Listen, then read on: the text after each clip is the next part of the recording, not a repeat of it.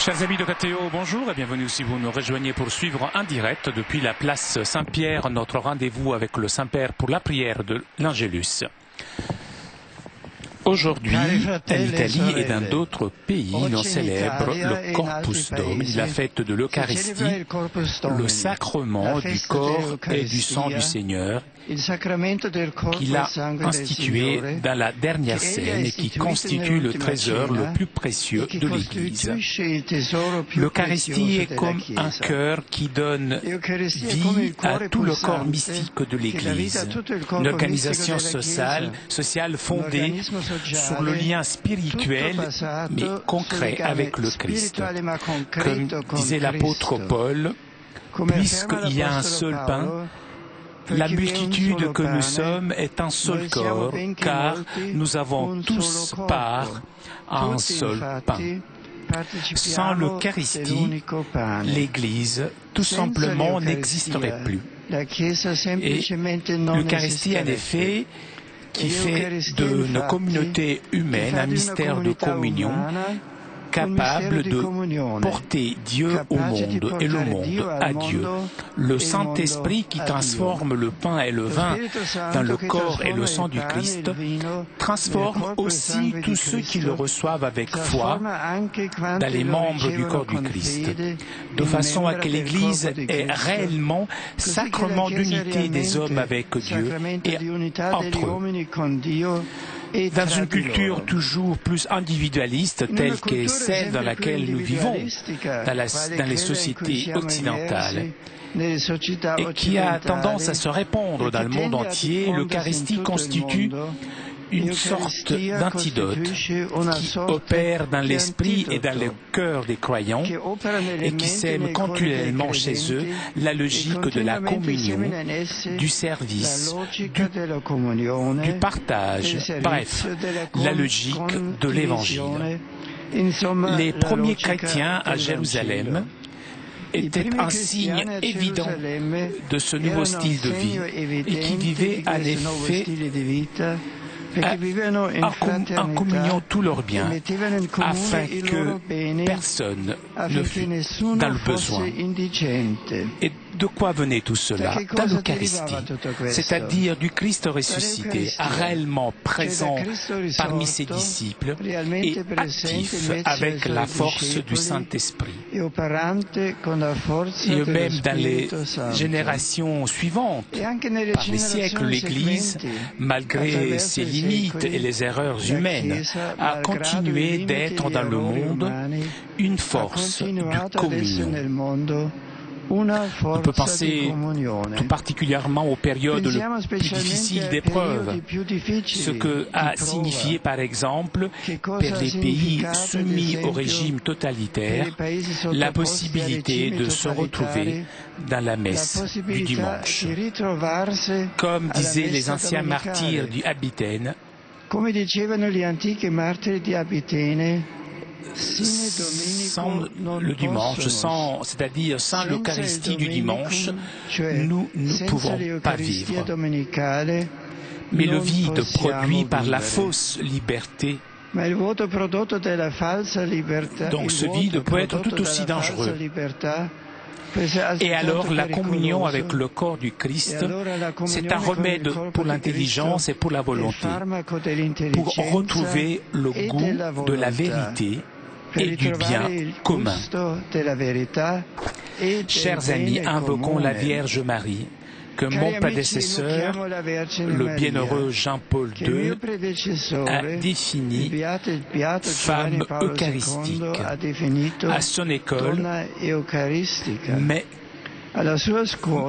qu'à son école, même notre vie devienne pleinement eucharistique, ouverte à Dieu et aux autres, capable de transformer le mal en bien par la force de l'amour, tendu à favoriser l'unité, la communion, la fraternité.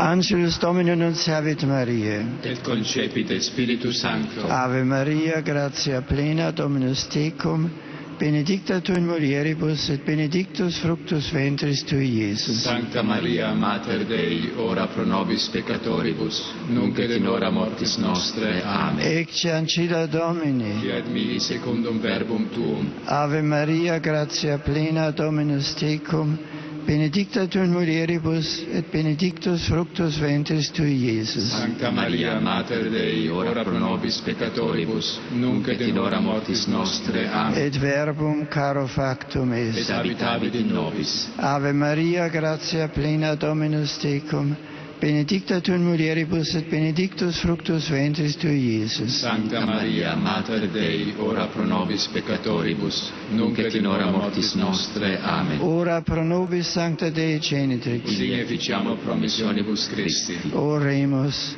gratiam tuam quesumus Domine, mentibus nostris infunde, ut qui angelo nuntiante, Christi Filii tu incarnatione coniovimus, per passionem eos et crucem, ad resurrectionis gloriam perducamur, per iundem Christum Dominum nostrum. Amen. Gloria Patri et Filio et Spiritui Sancto. Sicut erat in principio et nunc et semper et in saecula saeculorum. Amen. Gloria Patri et Filio et Spiritui Sancto. Sicut erat in principio et nunc et semper et in saecula saeculorum. Amen. Gloria Patri et Filio et Spiritui Sancto. Sicut erat in principio et nunc et semper et in saecula saeculorum. Amen. Pro fidelibus defunctis requiem aeternam dona eis Domine. Et lux perpetua luceat eis. Requiescant in pace. Amen. Sit nomen Domini benedictum. Ex hoc nunc edusque in saeculo. Adiutorium nostrum in nomine Domini. Qui fecit celum et terra. Benedicat vos omnipotens Deus, Pater et Filius et Spiritus Sanctus. Amen.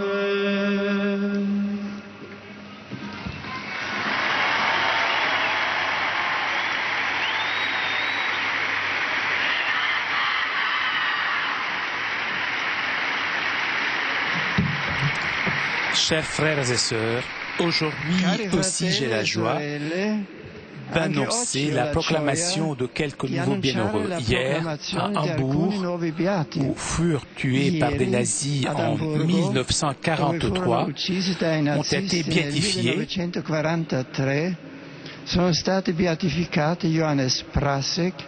Aujourd'hui, à Milan, c'est le tour de Don Serafino Morazzone, curé exemplaire dans la région de Lecce, de Père Clément Vismara, héroïque missionnaire de Pime in Birmanie, et de Enriqueta Affieri, sœur de la charité, appelée l'ange dans les prisons de Milan de Saint-Victor.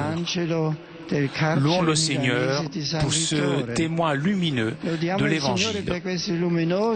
En ce dimanche qui précède la solennité des Saints Pierre et Paul, on célèbre en Italie la journée pour la charité du pape. Je voudrais remercier chaleureusement tous ceux qui, par leur prière et avec leur offre, aident mon ministère apostolique. Merci, que le Seigneur vous récompense. Il Signore vi ricompensi.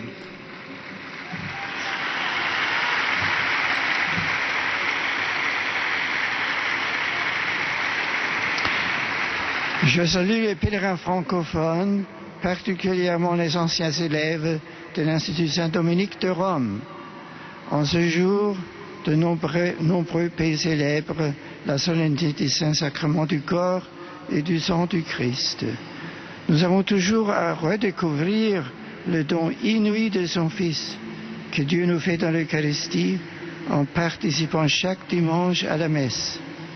Faisons une large place à l'adoration eucharistique. Le Seigneur est là. Dans le sacrement de son amour, il nous attend jour et nuit. Répétez les 5 curés d'Ars. Puisons à cette source d'amour et de pardon la force de conformer toujours plus notre vie à l'Évangile. Tant de chrétiens aujourd'hui lui rendent témoignage jusqu'au don de leur vie. que notre prière fraternelle les soutienne sans relâche. I am happy to welcome also English-speaking pilgrims and visitors.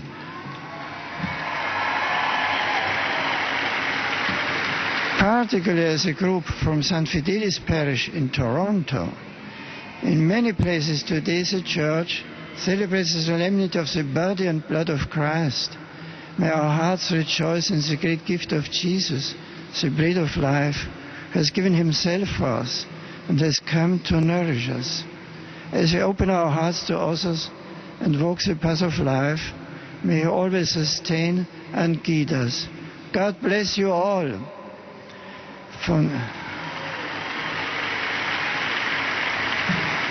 Von Herzen heiße ich alle deutschsprachigen Pilger und Besucher auf dem Petersplatz willkommen. Zugleich geht mein Gruß an die Gläubigen des Erzbistums Hamburg, die gestern die Seligsprechung der Lübecker Märtyrer gefeiert haben. Die katholischen Kapläne Johannes Prasek, Hermann Lange und Eduard Müller sowie der evangelische Pastor Karl Friedrich Stellbrink haben mit ihrem gemeinsam getragenen Leiden im Gefängnis bis zu ihrer Hinrichtung im Jahr 1943 ein großartiges, auch ökumenisches Zeugnis der Menschlichkeit und der Hoffnung gegeben. Es ist beeindruckend, wie sie in ihren Kerkerzellen stets den Blick zum Himmel gerichtet haben. So hat zum Beispiel Johannes Prasek geschrieben, wie ist Gott so gut, dass er mir alle Furcht nimmt und die Freude und die Sehnsucht schenkt. Lassen wir uns von ihrem Gottvertrauen anstecken und bringen wir das Evangelium der Liebe zu den Menschen unserer Zeit.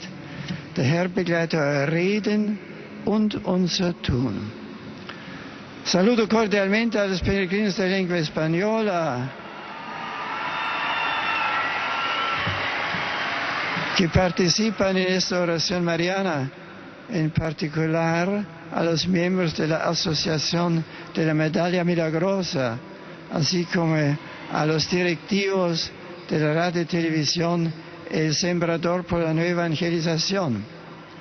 En la solemnidad del Santísimo Cuerpo y Sangre de Cristo, la Iglesia hace memoria agradecida del don de la Eucaristía y la adora con devoción. Que nuestros corazones se abran con humildad ante Jesús sacramentado, para que transformados por su gracia, seamos testigos valientes de su amor por todos los hombres. Que Dios os bendiga. Toujours en direct de la place Saint-Pierre, vous avez entendu le Saint-Père saluer les fidèles francophones, anglophones, germanophones et de langue espagnole. Et le Saint-Père s'adresse maintenant aux fidèles polonais, et tout particulièrement à l'épiscopat polonais et aux fidèles qui participent à la célébration du 600e jubilé de l'anniversaire de la consécration de la cathédrale de Włocławek. Dans la prière, je revais tous à la Vierge Marie montée au ciel, à qui cette cathédrale est dédiée. L'histoire et le conte soit pour vous tous un encouragement à persévérer dans la foi des pères et dans le témoignage rendu au Christ. Et pour terminer, je salue avec affection les pèlerins de langue italienne. Et tout particulièrement le groupe de l'association Les Laïcs Bethlémites. Je vous souhaite à vous tous un très bon dimanche, bonne semaine, bonne fête de Saint-Pierre et Paul. Chers amis, nous arrivons à la conclusion de notre liaison avec Rome. Avant de vous quitter, je voudrais vous rappeler le prochain rendez-vous avec Rome. Mardi prochain, à partir de 18h, vous pourrez suivre les premiers vêpres de Saint-Pierre et Paul, donc justement en direct de Rome. Je vous donne quant à moi rendez-vous dimanche prochain pour la prière de l'Angelus. Un grand merci à CTV et Télépace pour ces images, ainsi qu'à toute l'équipe technique de KTO. Je vous souhaite un très bon dimanche.